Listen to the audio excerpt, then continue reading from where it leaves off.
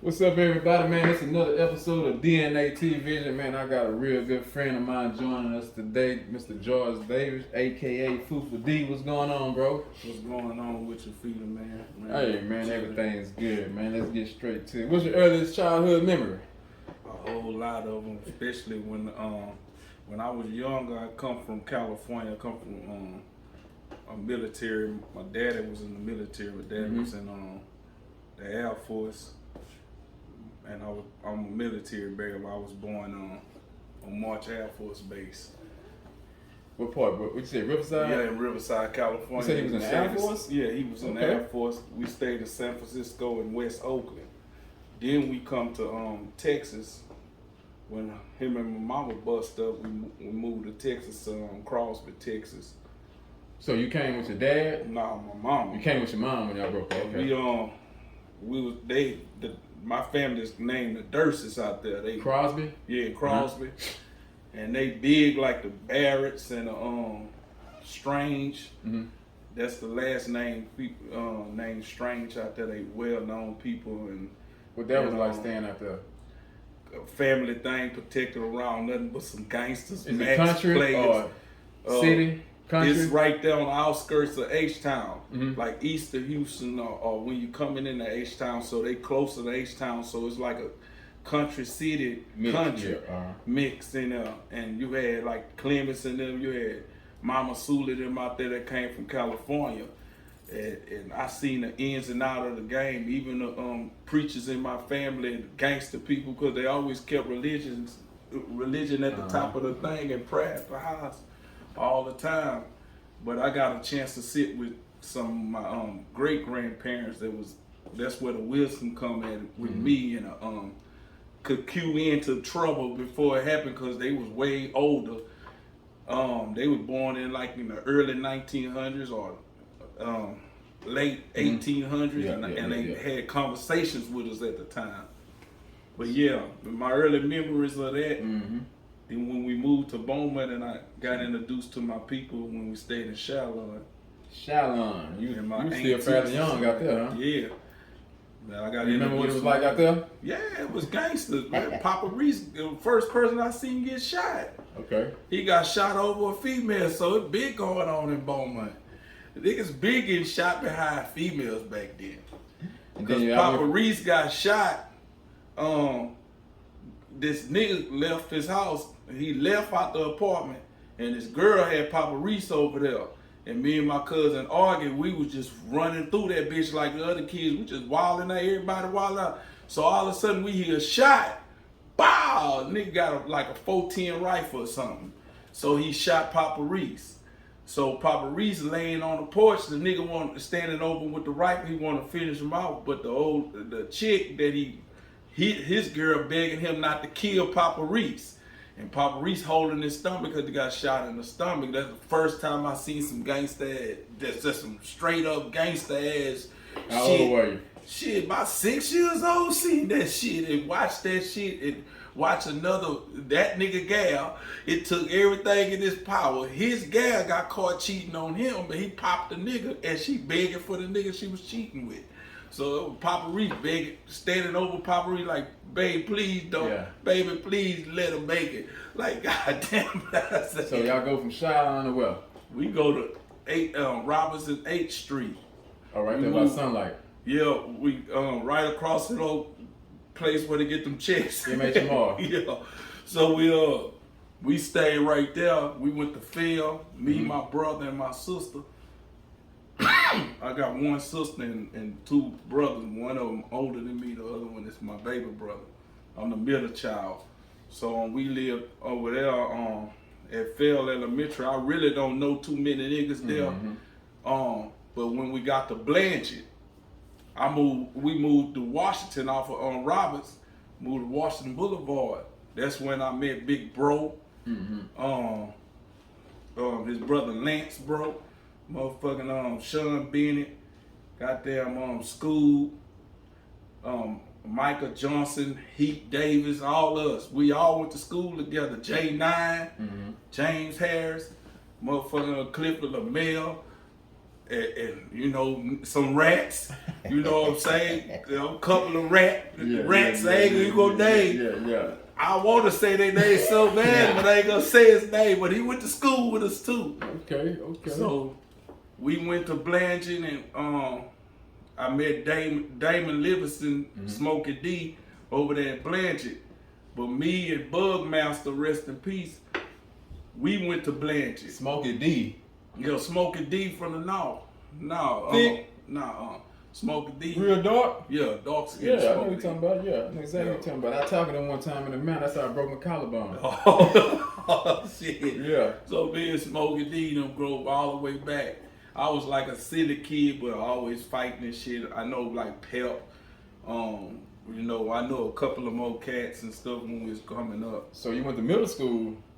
And when I finding my way, I was going out there in Beaumont. You got to look at how it's set up, large families, and they was known. Nobody in my family out on this side, but in Crosby was known. In Beaumont, my family wasn't really known for the gangster shit they was doing in Crosby, or the togetherness as tight. So I'm looking for that in my family. I'm the only boy out of my family that want to see what's the gangster shit like and what's going on out there like. You know what I'm saying? I'm riding, you know, on bicycles from hood to hood, and you know, riding around just to see where the haps at. Yeah. Then we moved from there. We moved back to the north end. No, we moved to Virginia Manor. We lived in the Manors. Virginia Manor. That's where that's how far me and Mike see them go back. Big man, you know, cooked the barbecue on. The Birth and the Space Cowboys was gangsters then back then. The Heartbreakers, you know, you heard all these names now. You hear the Space Cowboys. Yeah, you hear they supposed to come in the schoolhouses. They had us all fucked up in the head. Yeah. After school they come. And you know, and the pop locking things and Michael Jackson's. All that shit was the shit back then. The football players and basketball stars you had to be a popular person to be known out here. So next thing you know, things started changing as far as middle school. When I got to 6th grade, got to Oldham, they used to be kissing all on side the wall. I'm talking about all the 8th graders. I want that. They kissing the females at school, jacking them all up on the wall. Man, so you going through the pepper rally stage of feeling on their ass, trying to get there. Yeah. Well, we ended up moving back to the north, to Utica Street, and it was okay. But when we went to CDS, when we got to CDS, how old was you when y'all moved to CDS? I was probably 14 years old. It's time to rock and roll. Oh man, CDS is a family. CDS is the family, and everything you always was looking for is right there. All the love. See, I was out there at CDS, man, like in the early. I was like born out there. Yeah, in the front. Got a stop sign. Yeah. You and your little brother. Uncle Paul Gage and them, Mark Nixon and Greg Clark and all them, and you seen how that circle was so. Yeah, Little Red and all them, Little Black, Cody. Man, I know a lot of people used to do with the one leg, got his leg cut off. Used to be running around. I can't think of his name. Little dude got a leg ran over by a train. Oh, you talking about P? Man, it's been so long ago, man. You talking about little James Roy. James sound familiar. Yeah, I think that's man, who you talking about. Years ago, that's who you talking about, dark skinned little James. So man, now you at CDS. Which middle school you say you went to? I went to Bowie. Now we at Bowie. I mean, I'm at Central, at Little Central though. When I get there, I was on Utica Street. I was at Bowie on Utica Street. Me and Ed Garfield always had a fight every other day. He want to win, I want to win. So that's one thing I knew about him. And everybody instigators at Bowie. So me and him always had a fight. Roger Baker, a couple of more of us. So I was like a class clown. So had the gang life started yet?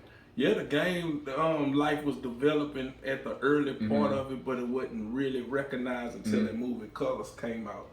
It was coming to existence, but it was still the sports scene of the popular student who could run the best touchdown. It was all the short dudes had the girls, the good looking girls. Or you had to have a bright skin, you had to be curly hair. You had to have a pop butt. You had to have some kind of, you had to have a development. I mean, you had to have something that they liked it back then. So what made you think? What made you? What you feel made you go that way? Yeah, fall off into the street. CDS.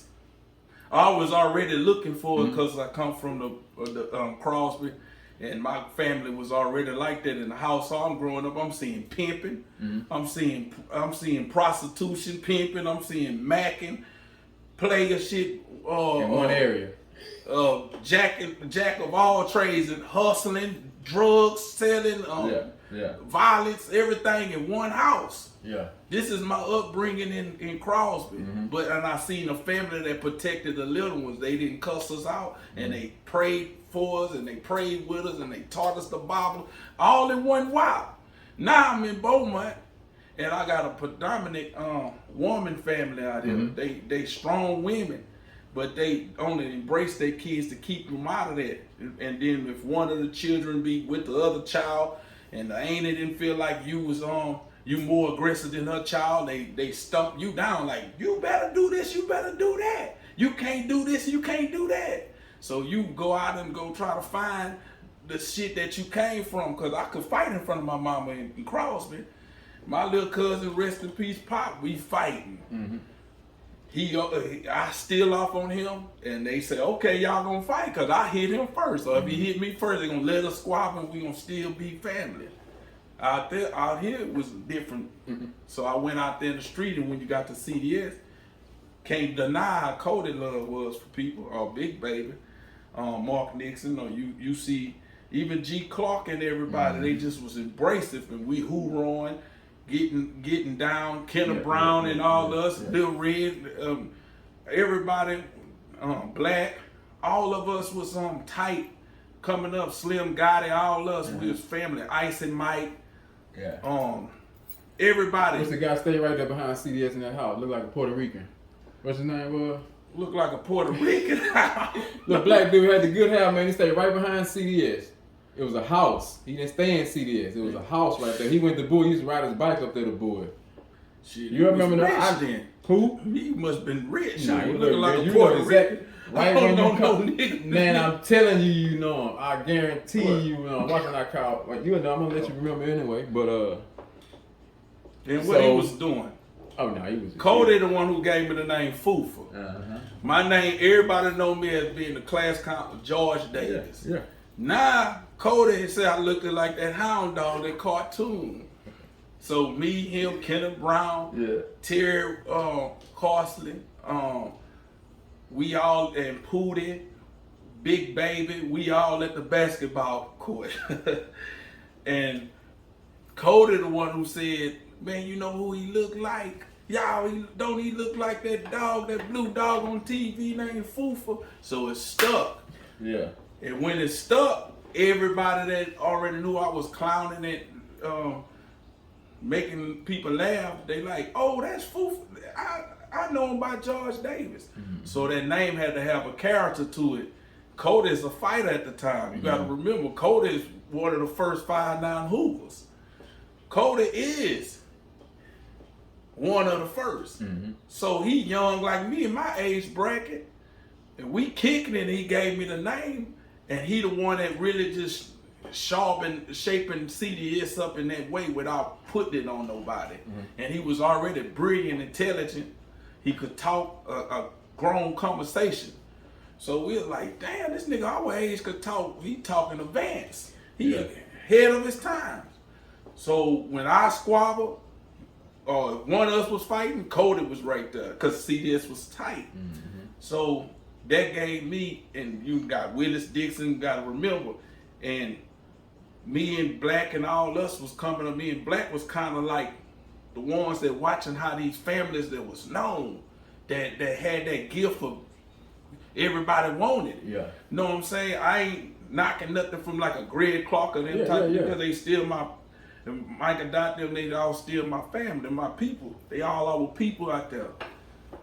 Turn around, we getting into it with them niggas on the other side at the time because the 6-0 thing came out. You know, they had the baby Crips, the 31st Street baby Crips. You had Bryce Chapman in them, and Cat Loke, and you had all these, and they was going to the north end because it was already north against the south. They going steal off on you if they catch you in red. They steal off on you if you just from the north end or jump on you. Now they was known for 31st Street baby Crips in Roberts Park. First identified a Crip thing before the movie Colors was just really popularized. And they was the ones that came to us when we had a big homie in CDS that was LA. You know, for the Raiders boy, he 5'9". So when he was defending what he come down here with, we just grabbed hold to what he was already a part of. They didn't like us anyway, so that was right up our alley to be down with it. When we get down with it, you had Bubba Smith nephew, son, Sekou Smith, and he was known as being the face for the 6-0 at the time because he came from Cali. He came with the shit, him and Bryce Chapman and Robert Chapman and all of them.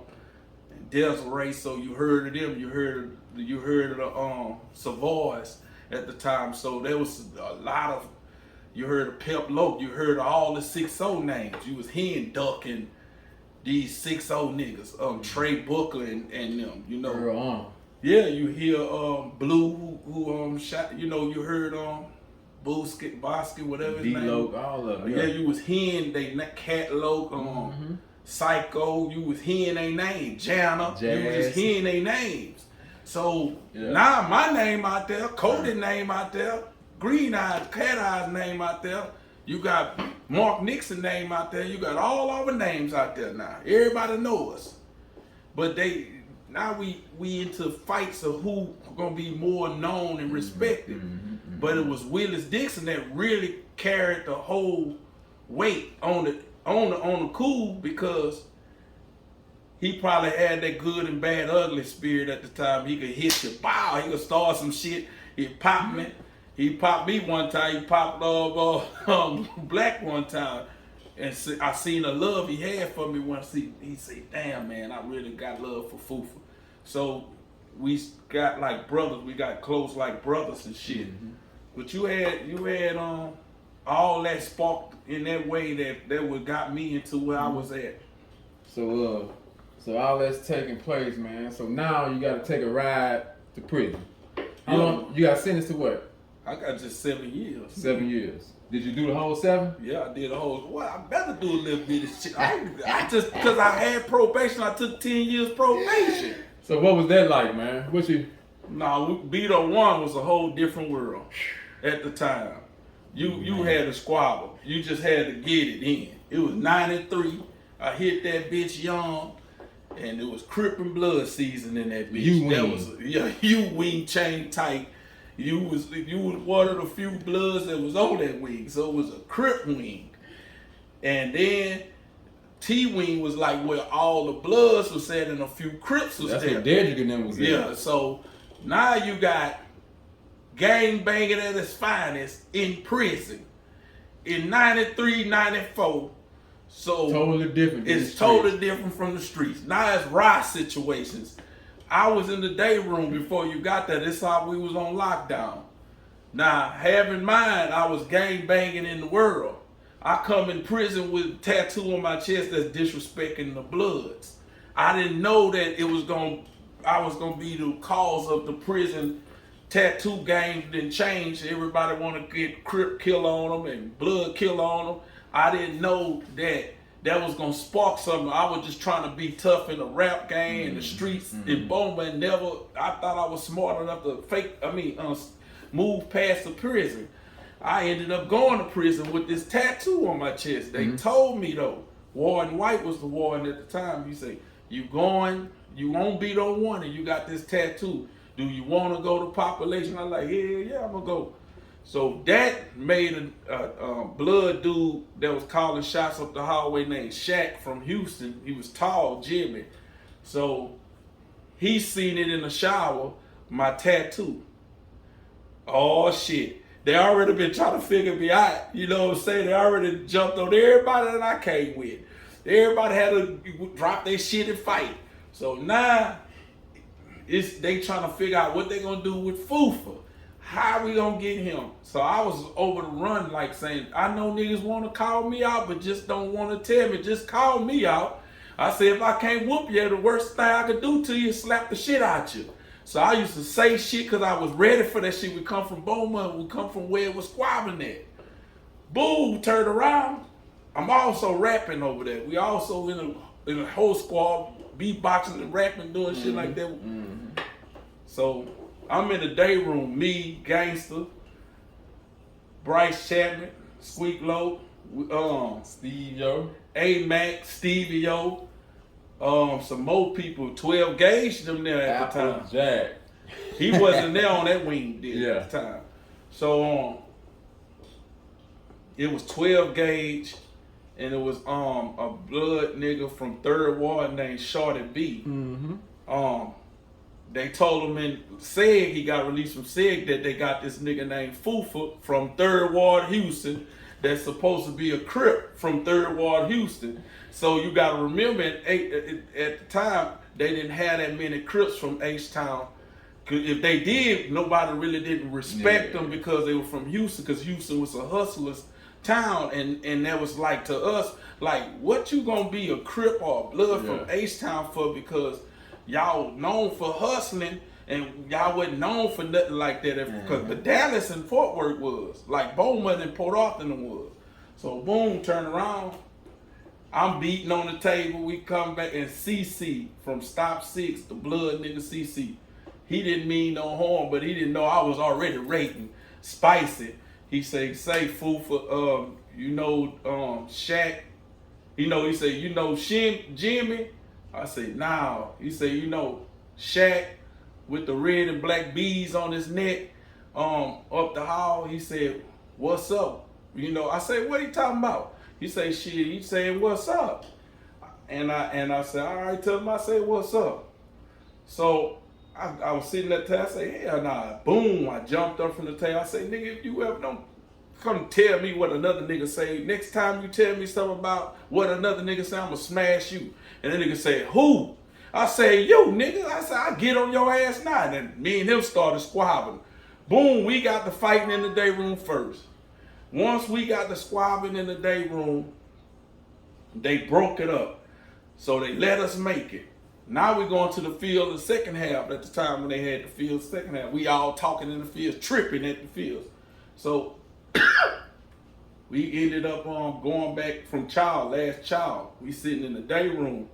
I'm with TG from 9 Deuce from H-Town. He a blood nigga from Trinity Garden.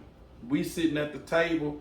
We talking about Trinity Garden in H-Town. We just talking about the rap game. But this nigga from 3rd Ward started be sitting on the front bench with 12 Gauge and Streets. And he looking at me, and I look and say, man, this nigga steady looking at me for. Nigga threw his hands up. So I threw my hand. We raised, we looked at each other like, what's up? He say, what's up? Shit, I jumped up. TG like, nah, don't get in no trouble, sit down. I like, hell nah, nigga calling me out. So I went over there and I got in his face, so me and him started fighting. Bloom, bloom, them niggas jumped across the bench and started jumping on him. L-Dog and all of them started jumping on him. So they say, break it up. Then he jumped up, he say, damn, I can't get mine, baby, who I want. Baby, I can't get who I want, baby. Damn, I won't. He was talking about me. I like said, fuck it. I jumped up, started hitting him up. Next thing you know, we got to fighting again, they shoot the gas. Boom, we get on lockdown. They bring it in feeder man to y'all now. Say, damn, y'all come from off another unit. They got you to sell with the white boy, Charlie Brown. You beat him up. Say, damn. So now, some Bloods on T-Wing supposed to fought jumped on some Crips, some kind of way, up the hallway. That's all a lie. Something that was the instigating of Dallas. That was a lie because it was new people. Now we come out of lockdown, somebody got to start some shit. Yeah. Because we was the shit starting instigators, full of instigators. Then they rode the kite. They rode me the kite, back mad ass. You know, Boogie, I think Boogie was on T-Wing. That's who they really want, because Boogie was from Beverly, from, you know, Boogie a Bishop. And they want Boogie because he from Los Angeles. They really want to start some shit with Boogie. So in the Child Hall, I seen who you went after, and I went after who I went after. You was in front of you was on the front line. I was on the front line. Me and Stevie O, and they snatched Stevie O cane because he broke his ankle in his leg in football. So and nigga Rob Lowe grabbed his crutch. Yeah, and hit somebody who that was Boogie first. Right there, Boogie or Lil Chris. Oh, somebody whoever got hit right there in the part where you come in and I was on Lil Homie from who said, "Oh nigga, y'all did some whole ass." I said, "I got you." Lil Trip. No, that wasn't Lil Trip. Lil Homie, that nigga could fight too. See, we were fighting all the way in the back, and we jumped the counter. We jumped back there where the food was at. And when I jumped behind him, because we were still fighting, he fell on his collarbone. That's how he hurt his collarbone. We was fighting, I fell on top of him. That nigga was still fighting me with his collarbone out. And I was still catching hell with him, fighting his ass, because that gas didn't hit. Bow, bow, they was shooting the gas.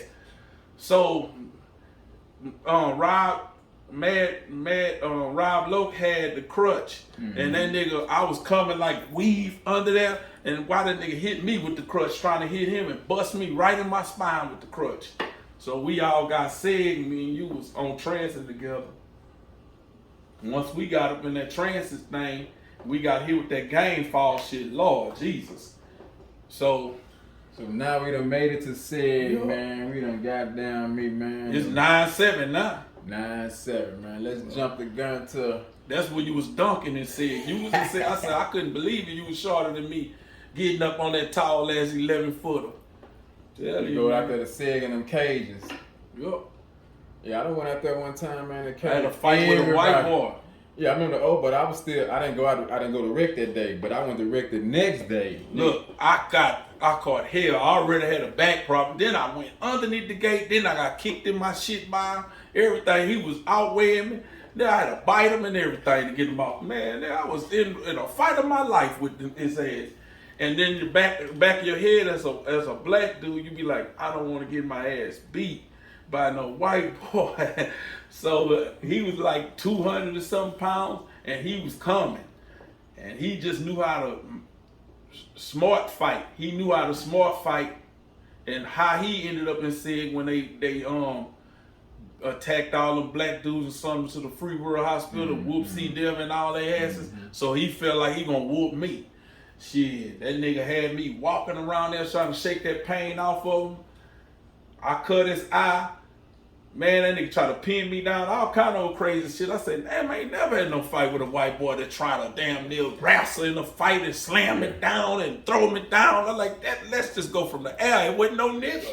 It was one of the white boys that wasn't, that nigga was a wood, so he didn't want to get in that area where he got to fight head up. So they was smarter than us in that type of world.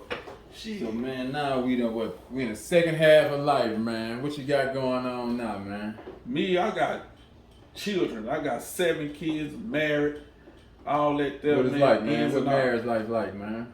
If you in it, you in it. Yeah. You know, it can't be 1 foot in, 1 foot out. It's not nothing, cause it's under God. It's under the word. It's really about being rooted.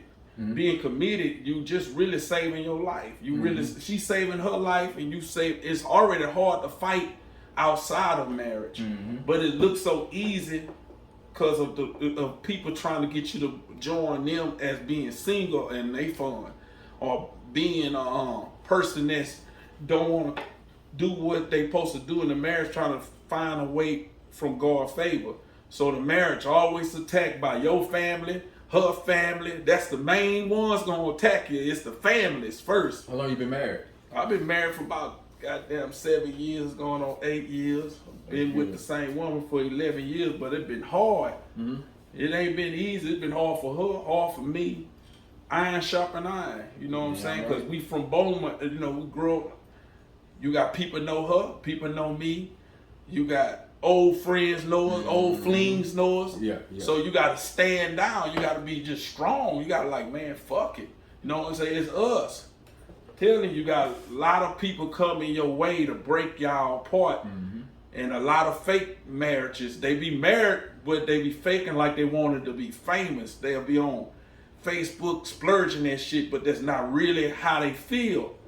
And then I got a woman, my wife, she's smart by the mouth. She gonna play by how the devil gonna trick her, the trick of the enemy. But it'll be a test for me. And I'm more of a contester because I came from that game banging area to where if you talk to me about what somebody else said or what you feel that I'ma do, I'ma pop that tape on you on another aspect that make you feel like you being disrespected by a man, but you really letting everybody else control you for they can subliminally push you away from what you supposed to do as a wife. Tell you, it's cold, man. Marriage is cold. The kids, man. What are the kids doing, man? Following the trend. They gonna do like we did. The apple don't fall for it. Look, you know if you have a baby out of wedlock, 9 times out of 10, the chances of that child being successful and making it is very slim because the Bible speak on it already. It's the truth is in the scriptures. You can't just, and then if you have a baby that's under the condition of that, he got to be a friend by the mama. Then when they get in trouble, it's going to be blamed on the father. You know what I'm saying? Because you probably already been down that road because my son going to be handsome one day. My son going to have to, then you raise him to be the wrong type of way. Then if you arguing in front of them, it's very rare you catch one of them that could, gonna make it on their own. My oldest son, he trying to find his way because he lost his mama. You know what I'm saying? He lost his mama.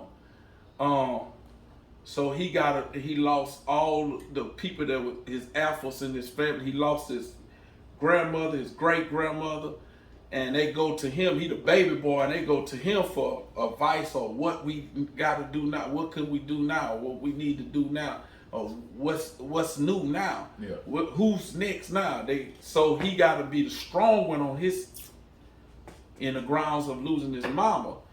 It's a lot of anger there too that he contained and like, damn, where you at, daddy? Step up. So I got to go through that now with my son like I was with my daddy. I lost my daddy. The same dude that was running from me because he left me and I didn't understand it when he got married to a woman and had his own baby, his own son by it. That was his family now. Life, man, it's crazy. My daughters though, yeah, they just like Megan Thee Stallion, Cardi B, they like the city girls, they like shit they like all the damaged songs, all the songs that'll make them feel like they can have male and female or they can have a place. All the children doing it now, they don't have to speak to you, they don't have to have nothing, they can dance on each other, they could just be acting like that's what's up. Yeah. You feel me? Because the world changed. Yeah, it changed, man. We did it on our mama and us. Oh, yeah. Then we were like, they can't tell us shit. You know what I'm saying? But my step-old man taught me a lot and shaped me up like that. Hezekiah Foster, H.K. Foster was my step-old man.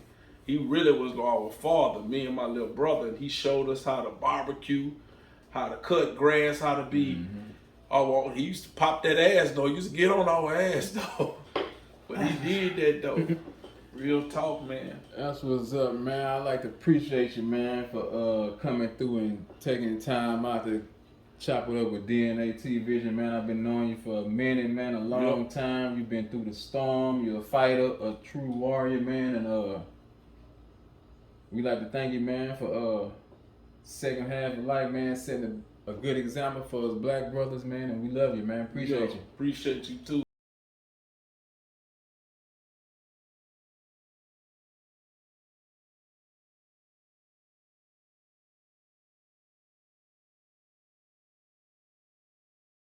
Days on the